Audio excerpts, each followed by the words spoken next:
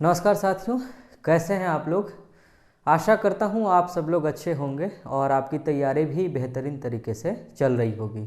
और जो लोग अच्छे नहीं हैं वह सबसे पहले अपने स्वास्थ्य का ध्यान रखें, उसके बाद अपने पढ़ाई का ध्यान रखें और तीसरे नंबर पे अपने ज़िंदगी से जुड़ी हुई अन्य चीज़ों का ध्यान रखें। तो जैसा कि आप सब लोग को पता होगा कि हम लोग पिछले क्लास से एक बार फिर से नए सिरे से अपने इतिहास की क्लास को कंटिन्यू किए थे। तो हम लोग बात कर रहे थे दिल्ली सल्तनत पे। मध्यकालीन भारत में हम लोग दिल्ली सल्तनत पे बात कर रहे थे।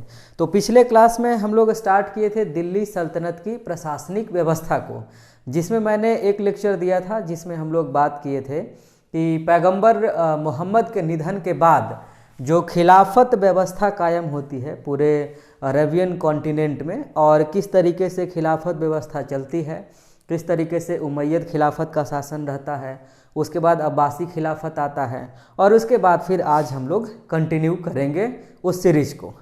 तो पिछला जो वीडियो था हम लोग 2021 में रिकॉर्ड किए थे, लेकिन आज का वीडियो हम लोग 2022 में रिकॉर्ड कर रहे हैं। इसलिए आप सभी को नए साल की हार्दिक शुभकामनाएं।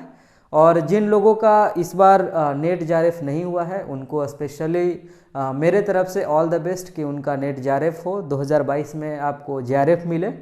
या फिर जिन लोगों का एग्ज़ाम अच्छा गया है तो उनके लिए तो बस मैं दुआ ही कर सकता हूँ कि उनको इस बार जारेफ मिले। एक आध महीने के अंतर्गत मेरे ख्याल से रिज़ल्ट आ जाना चाहिए। और जिन लोगों का एग्ज़ाम अच्छा नहीं गया है वो अच्छे से तैयारी करें और अपने तमाम सारे दोस्तों को भी चैनल के साथ जोड़ें ताकि वो भी अपनी तैयारी को बेहतरीन तरीके से संभव बना सकें। तो चलिए फिर बिना देर के हुए आज का क्लास हम लोग स्टार्ट करते हैं। तो आज का क्लास हम लोग का लेक्चर नंबर 2 होने वाला है और टॉपिक आप सभी को पता है कि हम लोग बात कर रहे हैं दिल्ली सल्तनत के एडमिनिस्ट्रेटिव सिस्टम पे। एडमिनिस्ट्रेटिव सिस्टम पे जो लोग हिंदी में पढ़ते हैं वो लिख सकते हैं दिल्ली सल्तनत की प्रशासनिक व्यवस्था, और यह लेक्चर नंबर 2 है। तो हम लोग जब अब्बासी खिलाफत तक बात किए थे उसके बाद हमने आपको बताया था कि सामान्य तौर पे दिल्ली सल्तनत का जो प्रशासनिक व्यवस्था है वो 3 या 4 लेवल पे बटा हुआ है। पहला जो लेवल है जिसको सेंट्रल लेवल कहते हैं, हिंदी में यदि आप पढ़ाई करते हैं तो आप इसको केंद्रीय प्रशासनिक व्यवस्था लिख सकते हैं।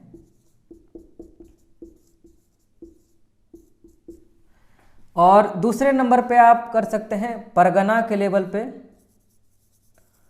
परगना के लेवल पे है। और तीसरा विलेज के लेवल पे हो सकता है, यहीं पे शायद शिक एडमिनिस्ट्रेशन भी आता है, उसके बारे में भी हम लोग बात करेंगे। और इसी में आगे बढ़ेंगे तो हम लोग बात करेंगे जुडिशियल एडमिनिस्ट्रेशन के बारे में कि इस समय का जुडिशरी जो सिस्टम है, न्यायिक व्यवस्था जो था वह किस तरीके से कार्य कर रहा था और कौन कौन से अधिकारी उस समय क्रियाकलाप में, मतलब क्रियाकलाप क्या मतलब उस समय संलिप्त थे, संलिप्त लेकिन गलत टर्म होगा, यानी न्यायिक व्यवस्था में कौन कौन से अधिकारी मौजूद थे।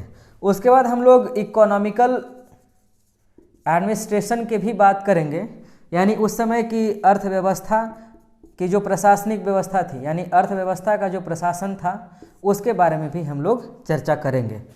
और एक हम लोग मिक्स लेक्चर करेंगे जिसमें इन तमाम सारे टॉपिक को एक साथ करके जो भी फैक्ट हैं उसको एक जगह पे हम लोग स्टडी करेंगे। तो आज जो हम लोग बात करेंगे वह बात करेंगे सेंट्रल लेवल ऑफ एडमिनिस्ट्रेशन के बारे में।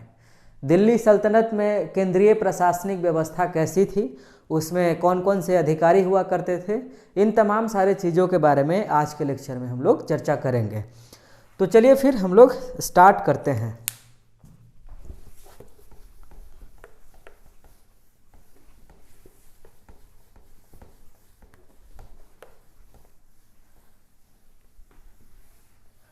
तो हेडिंग दे दीजिए आप लोग और लिखिएगा सेंट्रल एडमिनिस्ट्रेशन। दिल्ली सल्तनत का केंद्रीय प्रशासनिक व्यवस्था का प्रधान सुल्तान हुआ करता था। आगे लिखिएगा सुल्तान शब्द का शाब्दिक अर्थ होता है सत्ताधारी, सत्ताधारी, ठीक है, हाँ सत्ताधारी होता है, जिसका अर्थ होता है सत्ता धारण करने वाला, यानी जो सत्ता में मौजूद हो, जैसे अभी मोदी जी मौजूद हैं उसी तरीके से, तो जो व्यक्ति सत्ता में मौजूद हैं तो उसे सामान्य तौर पे उस दौर में सुल्तान कहा जा रहा है। ठीक है, तो यदि आपसे पूछा जाए कि सुल्तान शब्द का शाब्दिक अर्थ क्या है तो आप क्या कहेंगे? सत्ताधारी। ठीक है, अगला पॉइंट लिखिएगा कि केंद्रीय प्रशासनिक व्यवस्था में सेंट्रल एडमिनिस्ट्रेशन ऑफ दिल्ली सल्तनत में कई तरह के विभाग मौजूद थे जो निम्नलिखित थे। इस तरीके से करके आप लिख सकते हैं। तो यहाँ पर दूसरा पॉइंट लिखें कि चूंकि पहले पॉइंट में हम लोग मेंशन कर लें कि सेंट्रल एडमिनिस्ट्रेशन का हेड जो है वह सुल्तान हुआ करता था, तो अब सुल्तान सब टॉपिक दीजिए और सुल्तान के बारे में हम लोग 8 से 10 पॉइंट जो है इंपॉर्टेंट उसको हम लोग एक एक करके लिख लेते हैं। तो लिखिएगा पहले नंबर पे, सुल्तान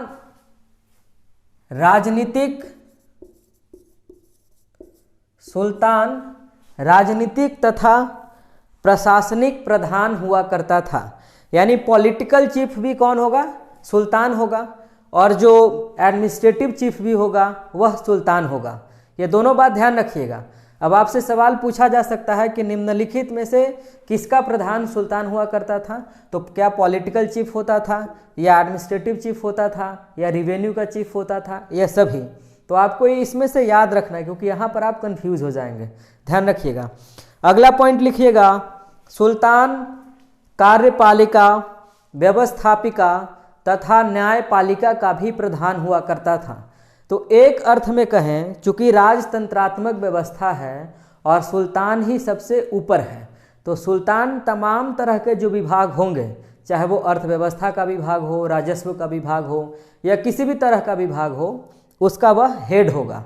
ठीक, तो तमाम जैसे रिवेन्यू के भी अधिकारी रिवेन्यू कलेक्ट करेंगे तो किसको रिपोर्ट करेंगे? सुल्तान को रिपोर्ट करेंगे, क्योंकि सुल्तान चीफ होगा। ठीक है, अगला लिखिएगा, सबसे अंतिम आदेश सुल्तान के आदेश को माना जाता था। इसी में आगे पॉइंट लिखिएगा, सुल्तान पे नियंत्रण रखने वाला कोई भी अधिकारी नहीं हुआ करता था। लेकिन दिल्ली सल्तनत में जैसे जैसे सुल्तान कमज़ोर हुए, या फिर जो सुल्तान कमज़ोर हुए, उनके शासनकाल के दौरान अमीर एवं उलेमा वर्ग प्रशासनिक व्यवस्था पर हावी रहा। जैसे आप देखेंगे कि इल्तुतमिश के मौत के बाद दिल्ली के जो अमीर लोग हैं वो ग्रुप बना करके एक तरफ रजिया को सपोर्ट कर दे रहे हैं, तो कुछ लोग सपोर्ट कर दे रहे हैं किसको? आराम शाह को। तो जैसे ही सुल्तान कमज़ोर पड़ेगा, यानी केंद्र में जो मूल पोस्ट है वह कमज़ोर पड़ेगा, तो बाकी जो ऑफिसर लोग हैं वह हावी हो जाएंगे, है ना। जैसे म्यांमार में हुआ, क्या नाम था उसका, आंग सान सू की को हटा करके वहाँ पे सेना ने कब्जा किया ना देश पे। हाँ, तो ये पॉइंट मेरे ख्याल से आपको समझ में आ गया होगा। अगला पॉइंट लिखिएगा, बर्नी के अनुसार, बर्नी को तो आप लोग जानते होंगे जिन्होंने किताब लिखा तारीख़ फिरोज शाही। तो लिखिएगा, जियाउद्दीन बर्नी के अनुसार सुल्तान का हृदय ईश्वर का दर्पण होता है, अर्थात वह ईश्वर की इच्छाओं को प्रतिबिंबित करता है, अतः इसके कार्य पे उंगली नहीं उठाया जा सकता। तो बर्नी के अनुसार, और बाद में इन्वर्टेड कॉमा दे दीजिएगा, इन्वर्टेड कॉमा में ही बाकी का स्टेटमेंट को आप रिकॉर्ड कीजिएगा। आगे लिखिएगा अगले पॉइंट पे, मध्यकालीन सुल्तान, यानी मध्यकाल में, यानी हम लोग दिल्ली सल्तनत की बात कर रहे हैं, तो मध्यकालीन सुल्तान जो होते थे वह स्वेच्छाचारी शासक होते थे, जिसकी शक्तियों पर कोई भी अंकुश नहीं लगा सकता था, कोई भी किसी भी प्रकार का अंकुश नहीं था। लेकिन आगे इसी में लिखते चलिएगा, लेकिन वह अपने व्यवहारिक जीवन में शरीयत एवं कुरान का पालन किया करते थे। ठीक है, यहाँ तक क्लियर है। तो इससे क्या समझ में आ रहा है कि राजतंत्रात्मक व्यवस्था तो है, लेकिन सुल्तान जिस धर्म से बिलोंग करता है अपने धार्मिक क्रियाकलापों को भी जारी रख रहा है, उसके बियॉन्ड नहीं जा रहा है, उसके अगेंस्ट नहीं जा रहा है। लेकिन एक्सेप्शन सभी जगह पे होंगे, तो दिल्ली सल्तनत में भी कुछ सुल्तान जो आएंगे वो इन तमाम सारे धार्मिक चीज़ों को नहीं मानेंगे। ठीक है, यह यूनिवर्सल, इसको जनरलाइज नहीं करना है कि सारे के सारे सुल्तान के ऊपर ही ऐसा ही कॉन्सेप्ट लागू होगा, ऐसा कुछ नहीं है।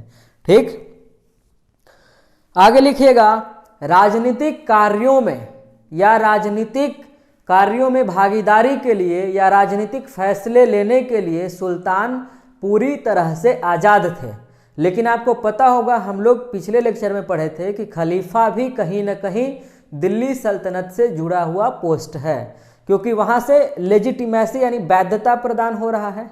किसको? सुल्तान के पद को। तो दिल्ली सल्तनत का जो राजा है वो वैधता कहाँ से ले रहा है? खलीफा से। और लास्ट का खलीफा कौन सा है? अब्बासी खिलाफत जो है, सीरिया बगदाद वाला, ठीक है, वही होना चाहिए ना। आगे लिखिएगा, खलीफा से मान्यता प्राप्त करना, खलीफा से मान्यता प्राप्त करना महज एक औपचारिकता थी। इससे मुस्लिम प्रजा के बीच, इससे मुस्लिम प्रजा के बीच सुल्तान की प्रतिष्ठा में वृद्धि हो जाती थी, लेकिन व्यावहारिक तौर पे इसका बहुत ज़्यादा महत्व नहीं था। यहाँ तक क्लियर है? अगला पॉइंट लिखिएगा, सुल्तान खलीफा को न ही कर प्रदान करते थे और न ही सैन्य सेवा प्रदान करते थे। कर क्या? टैक्स। न वो टैक्स देते थे और न ही उसको मिलिट्री सर्विसेज उपलब्ध करवाते थे। किसको? खलीफा को। अगला पॉइंट लिखिएगा, सुल्तान अपने राजनीतिक नीतियों का निर्धारण करने में खलीफा से परामर्श नहीं लेता था, सामान्य तौर पे नहीं लेता था। ठीक, इनकेस कभी वैसा पड़ गया तो ले लेंगे। आगे लिखिएगा कि दिल्ली सल्तनत के शासनकाल के दौरान सुल्तान और खलीफा के बीच का संबंध हमेशा एक जैसा नहीं रहा। वो डिपेंड करता था सुल्तान के ऊपर, क्योंकि किसी किसी सुल्तान का मान लो खलीफा से बहुत पटता हो, किसी किसी सुल्तान का नहीं भी पट सकता है। तो दोनों के बीच में संबंध में तो खटास उत्पन्न होगा ना। जैसे निज़ामुद्दीन औलिया के दौरान आप देख लीजिए कि इसीलिए निज़ामुद्दीन औलिया ने कहा था ना, किसको कहा था आप लोग बताना, कि दिल्ली अभी बहुत दूर है। ठीक है, जब उनसे सामान लौटाने की बात की गई थी तब उन्होंने ऐसा कुछ कहा था। तो आप लोग बताना, हम पढ़ाए थे उस समय। अगला पॉइंट लिखिएगा, मुबारक शाह खिलजी ने भी खलीफा का नाम अपने सिक्कों से हटवा दिया था। और मुबारक शाह खिलजी ने खुद को ही खलीफा घोषित कर लिया था, अपने आप को खलीफा उपाधि घोषित कर लिया कि मैं ही खलीफा हूँ। तो आपसे पूछा जाए कि निम्नलिखित में से किस शासक ने या किस सुल्तान ने अपने आप को खलीफा कहा था, तो किसने कहा था? मुबारक शाह खिलजी ने। यहाँ तक क्लियर है? मुबारक शाह खिलजी कौन था? हाँ, खिलजी वंश का अंतिम शासक। यहाँ तक क्लियर है? आगे, प्रारंभ में मोहम्मद बिन तुगलक ने भी शुरुआती दौर में खलीफा को किसी भी प्रकार का कोई महत्व नहीं दिया, लेकिन 1347 ईस्वी के बाद, ठीक, 1347 के बाद या 1347 से उन्होंने खलीफा को महत्व देना ही नहीं शुरू किया, बल्कि सिक्कों पे खलीफा का नाम भी अंकित करवाने लगा। तो मोहम्मद बिन तुगलक का पंच योजना था, ठीक है, 5 उसका प्लान था। ये अलग बात है कि पांचों प्लान फेल कर गया। सबसे ज़्यादा पढ़ा लिखा व्यक्ति दिल्ली सल्तनत में जितने भी सुल्तान हुए आपको पता ही होगा, सबसे ज़्यादा पढ़ा लिखा सुल्तान था मोहम्मद बिन तुगलक। अब समाज कहता है कि पढ़ा लिखा व्यक्ति जो योजना बनाता है सामान्य तौर पे सफल हो जाता, लेकिन इसको क्या कहें, बदकिस्मती या क्या कहा जाए, मोहम्मद बिन तुगलक का 5 जो प्लान था वह पांचों असफल रहा था या नहीं रहा था? अब ये भी विवादित हो सकता है। अब आप पीएचडी में आओगे, हिस्ट्री राइटिंग में आओगे तो विवादित होगा, लेकिन अभी तो आप नेट जेआरएफ की तैयारी कर रहे हो ना, तो अभी वहाँ पे सोचना ही नहीं है। जब वहाँ पे आ जाएंगे तो फिर वहाँ पे आपसे बैठ के बात करेंगे, क्या दिक्कत है? क्योंकि हिस्ट्री में ना ही कोई भी चीज़ 100% सत्य हो सकता है, ना 100% गलत हो सकता है। इस चीज़ को मान करके चलना है। आगे चलिए, लिखिएगा, फिरोज शाह तुगलक स्वयं को यानी खुद को उप खलीफा कहवाया करता था। ठीक, तो मुबारक शाह खिलजी ने क्या किया, अपने आप को खलीफा कहा। फिरोज शाह तुगलक, फिरोज शाह तुगलक कौन है, जिसने सबसे ज़्यादा नहर का निर्माण करवाया है, यहाँ तक क्लियर है। तो फिरोज शाह तुगलक अपने आप को उप खलीफा कहा। मोहम्मद बिन तुगलक ने क्या किया, 1347 से पहले उसने खलीफा को कोई वैल्यू नहीं दिया और 1347 के बाद लेकिन वैल्यू देना शुरू कर दिया। जैसे कभी कभी कोई घटना घट जाता है ज़िंदगी में तो हम लोग किसी आदमी को वैल्यू देना शुरू कर देते हैं, उससे पहले उसको कुछ समझते ही नहीं हैं। यहाँ तक तो क्लियर है? क्लियर है तो हम लोग थोड़ा सा आगे बढ़ते हैं। यह जितने भी सारे पॉइंट थे यह केवल सुल्तान के बारे में था। यहाँ पर अभी एडमिनिस्ट्रेशन खत्म नहीं होता, अभी बहुत लंबा है। तो अब हम लोग बात करते हैं कि दिल्ली सल्तनत के केंद्रीय प्रशासनिक व्यवस्था में कई तरह के विभाग हुआ करते थे। तो सबसे पहले हम लोग विभाग का नाम लिखेंगे और फिर उससे जुड़े हुए अधिकारी के बारे में चर्चा करेंगे कि उनका काम क्या था और उस समय उस पोस्ट पे कौन सा व्यक्ति काबिज था। यदि उसके बारे में जानकारी है हम तक तो उसका नाम लिखवाएंगे और जिसकी जानकारी नहीं है उसका नहीं लिखवाएंगे। लेकिन आपको मैं बार बार बोलता हूं कि आप 100% मेरे ऊपर आश्रित मत होइए, साथ में किताब पढ़ते चलिए, क्योंकि किताब पढ़ते चलेंगे तो बहुत मज़ा आएगा पढ़ने में। ठीक है, क्योंकि किताब आपके लिए फर्स्ट हैंड इन्फॉर्मेशन होगा। और मेरे से आप बात कर रहे हैं, मेरे से आप पढ़ाई कर रहे हैं, तो पहले मैं किताब से बात करूंगा, फिर मैं आपको वहाँ से आउटपुट निकाल करके आपको दूंगा।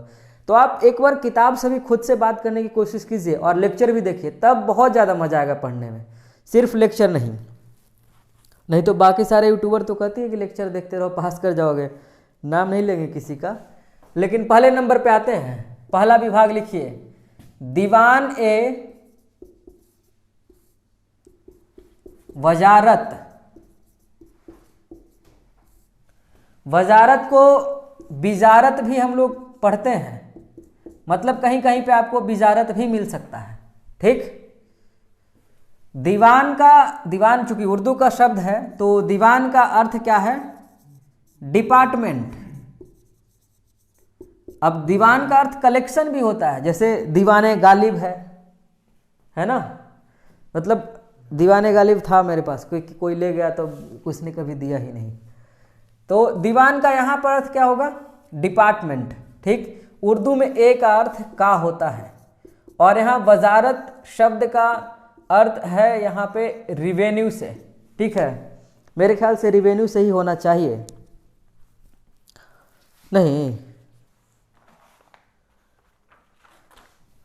रिवेन्यू से, हाँ रिवेन्यू से ही रहने दीजिए।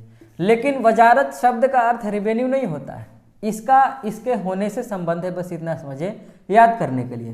तो जहाँ जहाँ भी दीवान मिलेगा, जैसे दीवाने इंशा, ठीक, दीवाने खैरात, दीवाने मजलिस, तो दीवान का बेसिक अर्थ क्या हो गया, विभाग। ठीक, तो यह कौन सा विभाग हो गया, यह राजस्व विभाग की बात हो रही है। तो यहाँ पे जो दीवाने वजारत का जो मुख्य अधिकारी होता था, लिखिएगा दीवाने वजारत विभाग का मुख्य अधिकारी को वजीर कहते थे। वजीर समझते हो, वजीर नहीं समझते हैं? उसमें भी कौन सा एक खेल होता है जो शतरंज वाला, उसमें वजीर वगैरह जो होता है बड़ा इंपॉर्टेंट होता है। ठीक, तो लिखिएगा, हाँ दीवाने वजारत जो विभाग है उसका हेड कौन होगा, वजीर। अगला पॉइंट लिखिएगा, दिल्ली सल्तनत के इतिहास में तुगलक काल को, तुगलक पीरियड को, यानी तुगलक डायनेस्टी का जो फेज है उसको स्वर्ण युग कहा जाता है। किसका, वजारत का स्वर्ण युग कहा जाता है। तो उस समय ज़्यादा रिवेन्यू कलेक्ट होता होगा तो इसीलिए इसको कहा गया, इसमें बहुत ज़्यादा सोचने वाली बात नहीं है। अगला पॉइंट लिखिएगा, निज़ामुल मुल्क तुसी ने अपनी पुस्तक सियासतनामा, अब एक सवाल यहीं से आया, निज़ामुल मुल्क तुसी की किताब का नाम क्या है, सियासतनामा। तो लिखिएगा कि तुसी ने अपनी पुस्तक सियासतनामा में वजीर को अहले कलम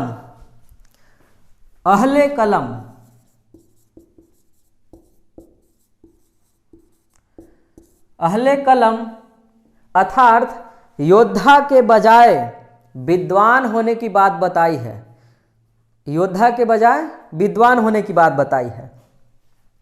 अगला पॉइंट लिखिएगा, वजीर दो प्रकार के होते थे। पहले को लिखिएगा वजीर ए तफवीज, वजीर ए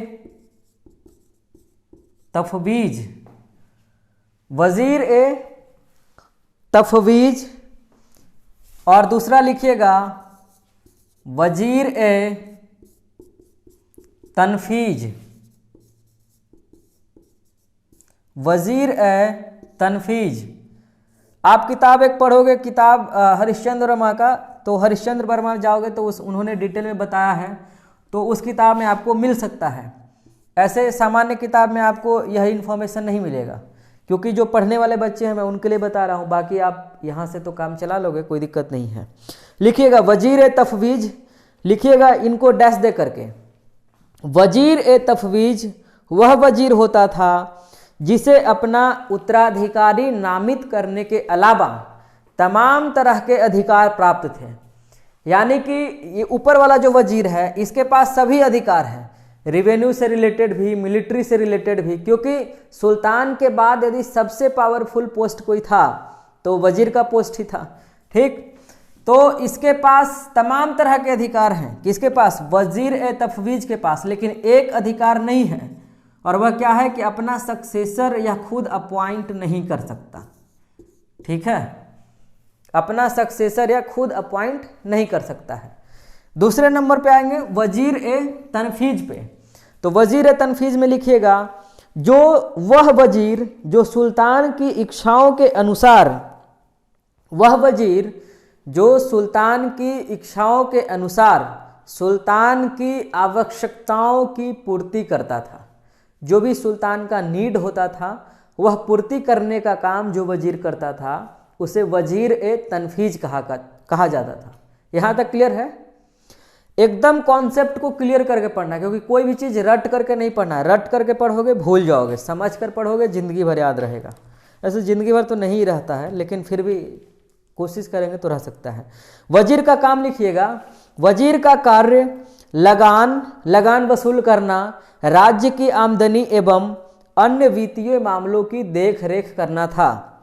पॉइंट नंबर 2, सुल्तान की अनुपस्थिति में, कभी कभी सुल्तान नहीं रहा, ठीक, तो सुल्तान की अनुपस्थिति में जो प्रशासनिक व्यवस्था था या जो मिलिट्री एडमिनिस्ट्रेशन था, जो सैन्य व्यवस्था था, उसका देखभाल करने का काम वजीर किया करते थे। यहाँ तक क्लियर है? समझ में आ रही बात? आगे लिखिएगा वजीर का सहयोगी, क्योंकि वजीर तो बड़ा पोस्ट है ना, तो ये रिवेन्यू भी कलेक्ट कर रहा है। अब मान लो कि सुल्तान साहब कहीं चले गए, छुट्टी पे चले गए मौसी से मिलने, और चूंकि ये दिल्ली सल्तनत का फेज है तो इस समय तो बहुत सारा शादी वगैरह भी, ये तमाम सारी चीज़ें हो रही थी। मान लो सुल्तान गर्लफ्रेंड से मिलने चला गया तो प्रशासनिक व्यवस्था को कौन चलाएगा? मिलिट्री एडमिनिस्ट्रेशन को कौन चलाएगा? तो उसके लिए वजीर को अधिकार दिया गया है। इसीलिए पहले में कहा गया कि उसके पास तमाम तरह के अधिकार हैं, लेकिन उसके पास एक अधिकार नहीं है सक्सेसर अपॉइंट करने का। क्योंकि मान लो गर्लफ्रेंड से मिलने चल गया सुल्तान, अब वजीर जो है वो अब बना हुआ है, चूँकि सुल्तान का काम वही करेगा प्रशासनिक व्यवस्था का, तो हो सकता है उसका मूड फिरा तो अपने बेटा को सक्सेसर अपॉइंट कर देता है, इसीलिए उसको वह अधिकार नहीं दिया गया। ये मेरा ऑब्जर्वेशन है, बाकी उसमें और भी तरह तरह के आप ऑब्जर्वेशन लगा सकते हो कि क्या क्या सोचा होगा, लेकिन किताब में ऐसा कुछ इतना बताया नहीं गया है। लेकिन हम लोग याद रखने के लिए तो इतना सोच ही सकते हैं ना, इतना तो लिबर्टी है ही। अगला पॉइंट, अब चूंकि वजीर बहुत बड़ा पोस्ट है तो इसको डील करने के लिए तो और भी अधिकारी रखना होगा। तो क्या क्या थे अधिकारी, उसको देखते हैं। आराम से। पहला पॉइंट, वजीर की सहायता के लिए नायब ए वजीर अथवा इसी को उप प्रधानमंत्री होता था, जो मुख्य रूप से वित्तीय मामलों की, यानी जो रिवेन्यू से रिलेटेड मामले थे उसकी देख रेख मतलब किया करता था। ठीक, क्या नाम है? नायब ए वजीर।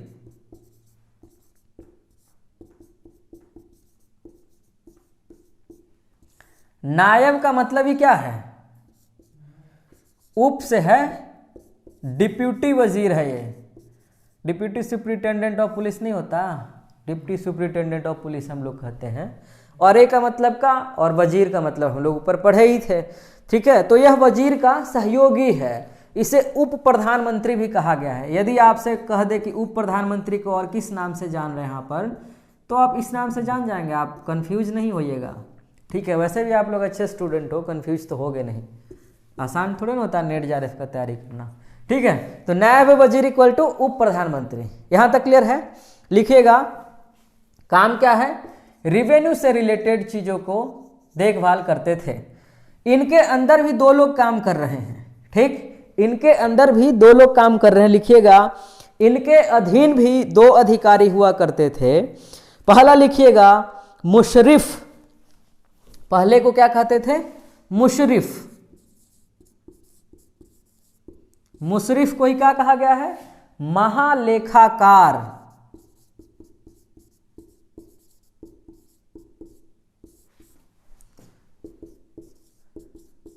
अंग्रेजी में कहते हैं अकाउंटेंट। बैंक में शायद एक मेरा एक स्टूडेंट है, शायद पता नहीं नाम में, हाँ अतुल शायद नाम है, कुछ नाम है, शायद वो अकाउंटेंट है कहीं पे। तो यदि उसे आप कह दो, मतलब कह दिया एक दिन कि अरे यार तुम तो मुशरिफ हो, तो मुशरिफ टर्मिनेशन, मुशरिफ क्या होता है, दरअसल उसी का अकाउंटेंट का ही नाम जो है उस दौर में मुशरिफ है, ठीक। अब ये अकाउंटेंट बनने के लिए पता नहीं कौन सा एग्जाम होता है, आप लोग बताना, ठीक है, मुझे नहीं जानकारी है। दूसरे नंबर पे है मुशरिफ, लेकिन आपको दिमाग में सवाल आ सकता है कि मुशरिफ का काम क्या हो सकता है। तो लिखिएगा मुशरिफ का काम है आमदनी एवं खर्च की देख रेख करना, यह दोनों का काम है। एक मुशरिफ के अलावा एक और व्यक्ति है जिसका नाम है मुस्तौफी, सॉरी व्यक्ति का नाम मैं कह रहा हूँ, मुस्तौफी व्यक्ति का नाम नहीं है, यह पोस्ट का नाम है, व्यक्ति कहाँ से निकल गया, मुस्तौफी, और इसी को कह सकते हैं महालेखा परीक्षक।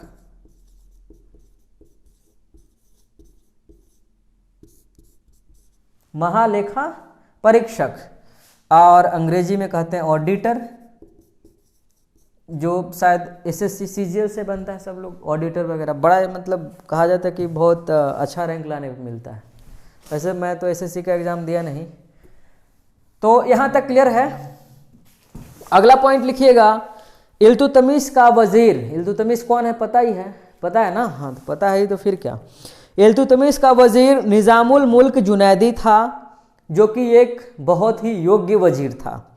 अगला पॉइंट लिखिएगा बलबन के काल में, बलबन कौन, गयासुद्दीन बलबन, बलबन के काल में उप वजीर नियुक्त करने की परंपरा की शुरुआत हुई तथा ख्वाजा खातिर को इस पद पर नियुक्त किया गया। ख्वाजा खातिर को पहली बार इस पद पे नियुक्त किया गया। तो अभी तक जो हम लोग पढ़ रहे थे वह दीवाने वजारत के बारे में पढ़ रहे थे। दीवाने वजारत जो रिवेन्यू डिपार्टमेंट था, तो रिवेन्यू डिपार्टमेंट से मेरे ख्याल से यदि सवाल पूछा जाता है तो आपको सॉल्व कर लेना चाहिए। और यदि कुछ इसमें एक दो पॉइंट यदि मिस कर गया है, यदि आपने कोई डिफरेंट टाइप का किताब पढ़ा है किसी अलग राइटर का और आपको लगता है कि वह पॉइंट ऐड होना चाहिए था, तो आप कमेंट सेक्शन में ना आप बता देना, ताकि मैं उसे पिंड कर दूं, है ना। पिंड कर देंगे तो ताकि बाकी जो लोग हैं आपके कमेंट को पढ़ लेंगे। लेकिन आपसे एक रिक्वेस्ट है कि आप जो कुछ भी लिखेंगे रेफरेंस के साथ लिखेंगे, पेज नंबर के साथ लिखेंगे, पब्लिकेशन के साथ भी लिखेंगे, ठीक है। और राइटर का नाम तो होना ही चाहिए, क्योंकि बिना रेफरेंस का कुछ नहीं चलने वाला है, ठीक है, फर्जी बात नहीं। अगला पॉइंट दूसरे नंबर पे लिखिएगा, दूसरा विभाग दीवाने अर्ज, दीवान ए अर्ज या दीवाने आरिज भी मिलेगा आपको, ठीक है, ठीक। दीवान पता ही, ए पता ही, अर्ज का अर्थ या आरिज का अर्थ यहां पर सेना से है। किससे है, सेना से है, सैन्य व्यवस्था से है, मिलिट्री से है, ठीक। कोई दिक्कत। तो अब देखो, जैसे ही दीवाने आरिज आ गया तो इसका जो हेड होगा उसको कहेंगे आरिज ए मामालिक, आरिज ए मामालिक।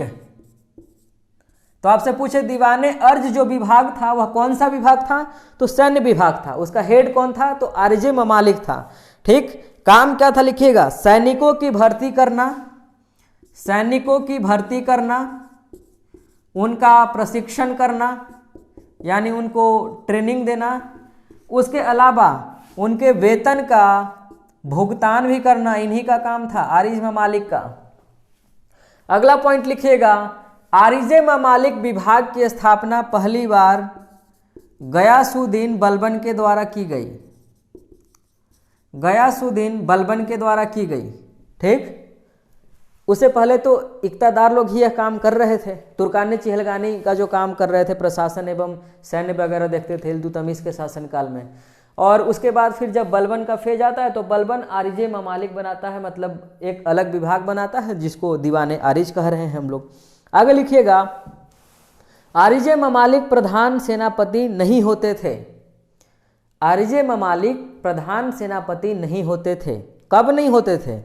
युद्ध के दौरान, क्योंकि युद्ध के दौरान जब सुल्तान साथ होता था, यानी सुल्तान जब युद्ध पे गया है साथ में, क्योंकि कई बार तो नहीं भी जाता था, जैसे अलाउद्दीन खिलजी ने भेज दिया मलिक काफूर को, पूरा दक्षिण भारत रौंद डाला, तो अलाउद्दीन खिलजी कभी गए थे? नहीं गए थे। वो एक बार गुजरात गए, वहाँ से कमला देवी मिल गई। ठीक, रायकरण बाघेला को मारकर भगा दिया, कमला देवी को उठा लाया, फिर वहाँ से अपने क्या नाम था उसका बेटा खिज्र खां, उसकी बेटी के साथ विवाह भी करवा दिया। तो मतलब एक के साथ बाप ने खुद किया और बेटी के साथ बेटे को करवा दिया। लेकिन दक्षिण भारत में जितने अभियान होते सुल्तान तो गया नहीं खुद। तो इसका अर्थ यह है कि वैसे भी युद्ध हो सकता है जहाँ पे सुल्तान की अनुपस्थिति हो। तो जब सुल्तान की अनुपस्थिति होगी तब आरिजे ममालिक प्रधान सेनापति के तौर पे काउंट किया जाएगा, लेकिन जब सुल्तान खुद मौजूद रहेगा तो वह प्रधान सेनापति खुद होगा। क्लियर है? ठीक है। इल्तुतमिश के काल में, अगला पॉइंट, इल्तुतमिश के काल में केंद्रीय सेना को हश्मे कल्ब, हश्मे कल्ब, हश्म ए कल्ब,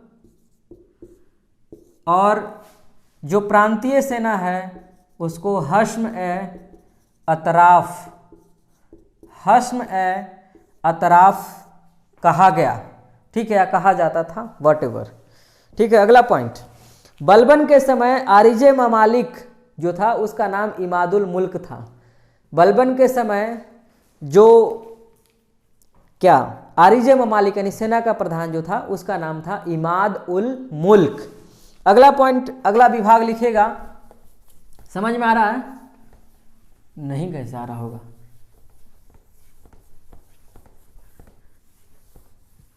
अगला पॉइंट लिखिएगा, दीवाने इंशा, तीसरा विभाग, दीवान ए इंशा। इंशा का संबंध यहां पर किससे है? पत्राचार विभाग से है। ठीक, इस विभाग को क्या कहा गया है? पत्राचार विभाग, या फिर आप इसे लेखन विभाग भी कह सकते हैं। ठीक, तो इसको क्या है? Department of communication. अंग्रेजी वाले तो ऐसे ही समझेंगे, हिंदी वाले तो सब कुछ समझ जाते हैं। डिपार्टमेंट ऑफ कम्युनिकेशन, नहीं ऐसा कुछ नहीं है, डिपार्टमेंट ऑफ कम्युनिकेशन। इसके अधिकारी का नाम लिखिएगा, इसका जो प्रधान अधिकारी है उसको कहते हैं दवीर ए मुमालिक, दवीर ए मुमालिक। तो दबीर भी कौन है? सूचना पहुंचाने वाला एक अधिकारी है। ठीक है, सूचना पहुंचाने वाला अधिकारी। तो दबीर मुमालिक कौन है? दीवाने इंशा का हेड। जैसे काजी उल कुज्जात यानी काजियों का काजी, जुडिशियल सिस्टम का हेड होगा। राइट, तो काजी क्या हो गया? काजी जस्टिस हो गया, मतलब जस्टिस, और वो कौन हो गया? Chief justice. क्लियर है? उसी तरीके से दबीर ए मुमालिक कौन है? दीवाने इंशा का हेड। जैसे कम्युनिकेशन डिपार्टमेंट का भी भारत का कोई हेड है, दूरसंचार विभाग का, दूरसंचार विभाग कह रहे हैं मतलब संचार विभाग का। तो उसी तरीके से यहाँ पे उस अधिकारी के लिए पोस्ट रखा गया, नाम दबीर मुमालिक। पोस्ट का नाम है, आदमी का नहीं, ये ध्यान रखना है। लिखेगा, यह विभाग आज के समय में यानी आधुनिक तुलना करें तो यह सचिवालय के समान था। कार्य में लिखिएगा, काम, इसका काम क्या था अधिकारी का? पहला, सुल्तान के या सुल्तान के तमाम तरह के पत्राचार की देखभाल करना, सुल्तान के तमाम तरह के पत्राचार की देखभाल करना। दबीर ए मुमालिक का कार्य था, या फिर इस विभाग के अंतर्गत उस कार्य का निवारण किया जाता था या उस कार्य को किया जाता था। जैसे भी मेन चीज़ समझना है, ठीक है, और याद कर लेना है। बाकी आप जैसे लिखना है वैसे लिखें, लेकिन आप मेंस वगैरह का एग्ज़ाम कहीं पे दे रहे हैं या फिर देने वाले हैं, इसलिए थोड़ा बहुत मतलब इसको थोड़ा बहुत क्या जितना भी हो सकता है उसको डिटेल में हम लोग करते हैं ताकि आप वहाँ पे उसको लिख सकें, दोनों काम हो जाए, एग्जीक्यूशन दोनों हो जाए, पीटी मेंस सबका। अगला पॉइंट, सुल्तान द्वारा जारी फरमानों का, सुल्तान द्वारा यानी देखो सुल्तान है तो चूंकि फरमान भी जारी करता है, तो सुल्तान के द्वारा जितने भी फरमान जारी किए जाते थे उन तमाम तरह के फरमानों को रिकॉर्ड करके इस विभाग के अंतर्गत रखा जाता था। क्लियर है यहाँ तक? क्या है? सुल्तान के द्वारा जारी किए गए तमाम तरह के फरमानों का रिकॉर्ड इसी विभाग के अंतर्गत रखा जाता था या इसी विभाग के अंतर्गत किया जाता था। यहाँ तक क्लियर है? जैसे भारत के तमाम तरह के जो अभिलेख हैं उसका संग्रह कर करके नेशनल आर्काइव ऑफ इंडिया जो कि नई दिल्ली में है तो उसमें डाल दिया गया। अब बिहार में तमाम तरह के हैं तो उसको बिहार स्टेट आर्काइव में डाल दिया गया। उसी तरीके से उत्तर प्रदेश का है स्टेट आर्काइव, सभी जगह का अपना अपना आर्काइव है, ठीक। तो उसी तरीके से इसके फरमान के रिकॉर्ड को किस आर्काइव में डाला जा रहा है? दीवान इंशा विभाग में। तो सचिवालय का अपना लाइब्रेरी होता है ना, तो बिल्कुल उसी तरीके से है। अगला लिखिएगा,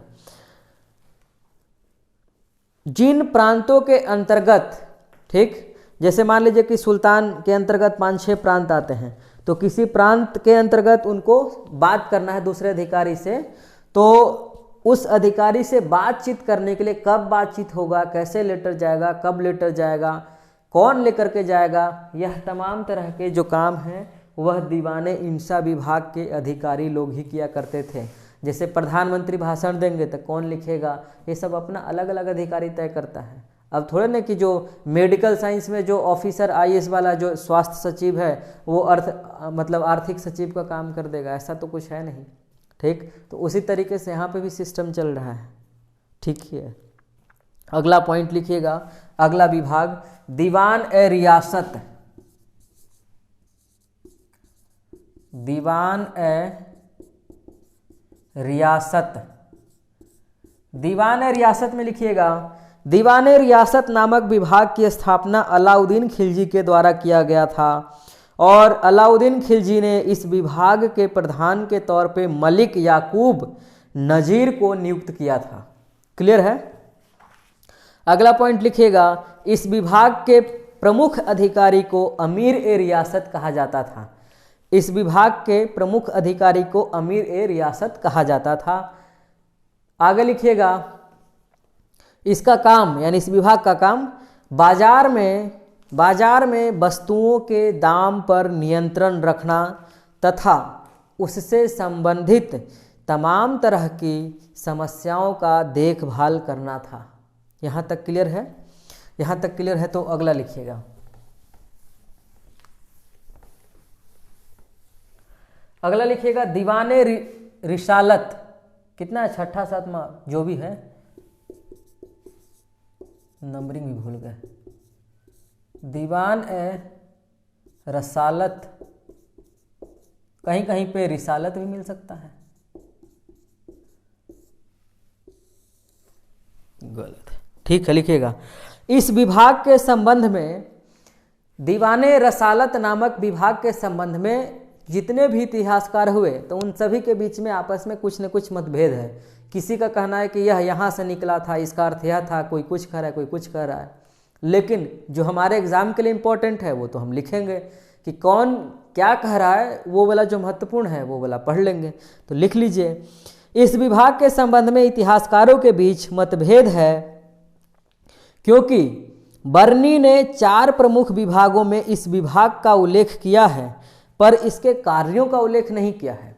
अब बर्नी को लोग इतना कंसीडर क्यों कर रहे हैं? क्योंकि इस दौर का, इस फेज का बर्नी कितना महत्वपूर्ण आदमी है आपको पता ही होगा। यदि दिल्ली सल्तनत आप पढ़ रहे हैं तो उसकी किताब जो है एक ऑथेंटिक सोर्स के तौर पे दिल्ली सल्तनत के अध्ययन के लिए मानी जाती है। है ना, इसीलिए बरनी का इतना ज़्यादा इम्पोर्टेंस भी है। तो लोगों का कहना है, हिस्टोरियन का कहना यह है कि बरनी ने चूंकि 4 प्रमुख विभाग के बारे में चर्चा किया है और उसमें इसका भी नाम है, लेकिन इसका काम क्या था उसके बारे में बरनी ने बताया ही नहीं। तो लोग कंफ्यूज हो गए कि फिर जब यह प्रमुख विभाग था तो इसका कुछ तो काम रहा होगा ना, तो यहीं से विवाद उत्पन्न होता है। क्लियर है? तो यहाँ से आपके लिए क्या फ़ायदा है? आपके लिए सवाल यह हो सकता है कि बरनी ने जिन 4 प्रमुख विभागों के बारे में चर्चा की है, क्या उनमें से दीवाने रसालत था? लिखिएगा अगला पॉइंट। कुछ इतिहासकारों के अनुसार इसे विदेश मामलों का मंत्रालय, कुछ इतिहासकारों के अनुसार इसे विदेश मामलों का मंत्रालय माना जाता है, तो कुछ विद्वानों के अनुसार इसे मूल्य नियंत्रण तथा लोक नैतिकता का विभाग, मूल्य निवारण तथा लोक नैतिकता का विभाग के तौर पे जाना जाता है। उसके बाद इसी में अगला पॉइंट लिखिएगा।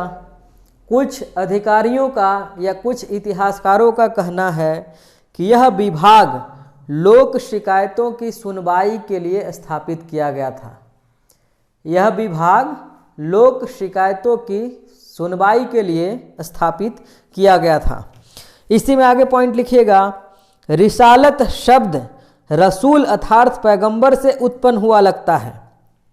अब देखिए यहाँ से कुछ अलग मतलब इंटरप्रिटेशन ऐसे हिस्ट्री में निकलता है, ठीक, कि रसालत शब्द जो है वह रसूल शब्द से निकला हुआ लगता है, यानी कि रसालत का रूट वर्ड जो है, कई लोगों का कहना यह है कि रूट वर्ड इसका रसूल है। अब रसूल का अर्थ क्या है? रसूल का मतलब यहाँ पे पैगंबर से है, ठीक।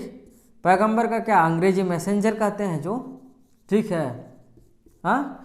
तो अब पैगंबर चूंकि शब्द जो है धार्मिक शब्द है, तो कई लोग का मानना यह है कि इसका धार्मिक चरित्र रहा होगा इस विभाग का, कुछ न कुछ इस विभाग का काम जो है वो धार्मिक रहा होगा, धर्म से रिलेटेड रहा होगा। अब पता है कॉन्सेप्ट कहाँ से जनरेट हो रहा है? यहाँ से, रूट वर्ड से, ठीक है ना। आगे लिखिएगा। इसका कार्य मतलब कुछ लोगों के अनुसार मुस्लिम विद्वानों तथा संतों को, मुस्लिम विद्वान, मुस्लिम इंटेलेक्चुअल्स प्लस जो उस समय के सेंट्स हैं उन सभी को टैक्स फ्री लैंड यानी कर मुक्त भूमि प्रदान करने का काम था, और कर मुक्त भूमि के अलावा साथ ही साथ आजीविका भी मिलता था। कितना अच्छा होता ना कि मतलब मुस्लिम इंटेलेक्चुअल्स और सेंट के साथ साथ वहाँ के जो कॉमन लोग हैं उनके लिए भी यह व्यवस्था कर दिया जाता। लेकिन यह व्यवस्था हो जाता तो फिर क्या उसे हम लोग राजतंत्रात्मक व्यवस्था कहते? तो फिर उसे कौन सी व्यवस्था कहते? आप कमेंट सेक्शन में बताइएगा। आगे लिखते हैं। इसका प्रधान अधिकारी की यदि बात करें तो लिखिएगा, इसके प्रधान अधिकारी के तौर पे सद्र ए जहां। सद्र का मतलब क्या? सद्र का मतलब चीफ, जिसको सदर कहते हैं, ठीक। सद्र ए जहां। उसके बाद लिखिएगा वकील ए दर या रसूल ए दर, तीनों को ऑब्लिक करके लिखिएगा। तीनों में से कोई भी नाम आएगा, कोई भी पोस्ट है, ये तीनों किसी व्यक्ति का नाम नहीं है, तो तीनों में से कोई भी नाम आएगा तब आप टिक कर सकते हैं कि दीवाने रसालत विभाग का वो लोग हेड हुआ करते थे, मतलब अधिकारी का पोस्ट का नाम है। जैसे डिस्ट्रिक्ट मजिस्ट्रेट किसी व्यक्ति का नाम तो नहीं है, तो पोस्ट का नाम है। तो उसी तरीके से सद्र ए जहां, तो सद्र का मतलब चीफ, जहां का मतलब तो पता ही है आपका, जहां भले कोई और है लेकिन जहां का मतलब पता है कि नहीं? मल्लिके जहां कौन थी बताना तो, किसको कहा था, किसने कहा था? अगला पॉइंट लिखिएगा। मुस्लिम संतों को दिया गया कर मुक्त भूमि को इमलाक कहते थे। यह सवाल नेट प्रीवियस ईयर में पूछा गया है, या शायद यूपीएससी में पूछा गया होगा कहीं भी, लेकिन ये पूछा गया है। लिखिएगा, मुस्लिम संतों को दिया गया कर मुक्त भूमि इमलाक कहलाता था। इमलाक है ना, इम लिखा हो ना, तो वही इमलाक लिख लो का। अगला पॉइंट इसमें और है क्या? अच्छा, इसमें तो और कुछ हैं, तो हमको लगता है इसको हम लोग आज यहीं पे रोकते हैं, फिर इसको हम लोग कल आगे बढ़ाएंगे। मतलब कल क्या, अगले लेक्चर में इसको हम लोग बात करेंगे। बहुत बहुत शुक्रिया इस वीडियो को देखने के लिए, और मेरा ख्याल है कि आपको इस सीरीज से या इस वीडियो से काफ़ी मदद मिला होगा तो आप अपने तमाम सारे दोस्तों को आप हमारे चैनल के साथ जोड़िए। आप सभी से मेरी मतलब पर्सनल रिक्वेस्ट है कि आप अपने तरफ से कम अपने 10 दोस्तों को हमारे चैनल के साथ जोड़ें, ताकि मैं उनकी भी मदद कर सकूं और उनके माध्यम से मेरी भी मदद हो सके। और वीडियो देखने के दौरान जो भी ऐड आता है आप उसे स्किप नहीं कीजिएगा। अब एक बच्चे ने कमेंट किया था कि आप कैसे टीचर हो कि आप ऐड देखने की सलाह दे रहे हो। मैं ऐड देखने की सलाह नहीं दे रहा हूँ।